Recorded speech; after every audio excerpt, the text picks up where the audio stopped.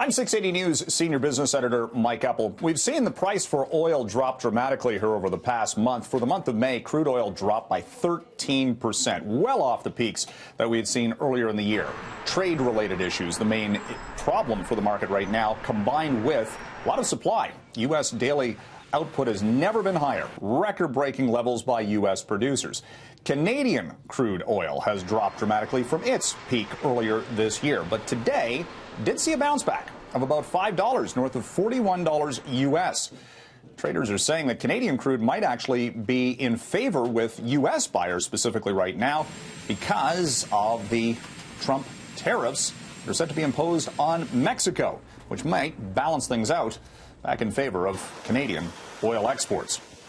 Another issue with the Boeing 737, well, the Federal Aviation Administration in the United States wants airlines to check the wings on over 300 Boeing 737s, including some of those grounded 737 MAX jets. They say there might be some faulty parts on the wings and make sure there's no cracks.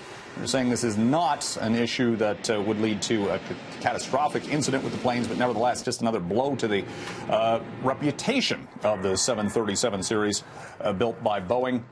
Some aviation officials saying not likely to see the 737 MAX back in the sky before the end of the year.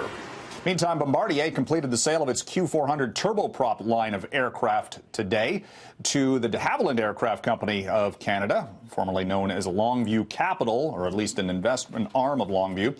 Longview is paying $300 million for the Q400 series of aircraft. Bombardier has been divesting itself of commercial aviation components.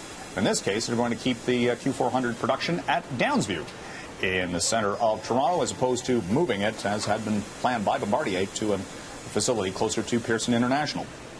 Facebook flop social media company is going to have to face allegations of data privacy breaches in a U.S. court.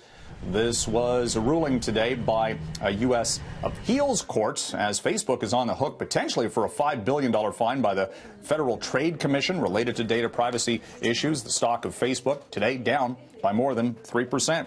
And somebody was spending some big bucks at Costco on a one item in the first quarter of the year, a $400,000 diamond ring.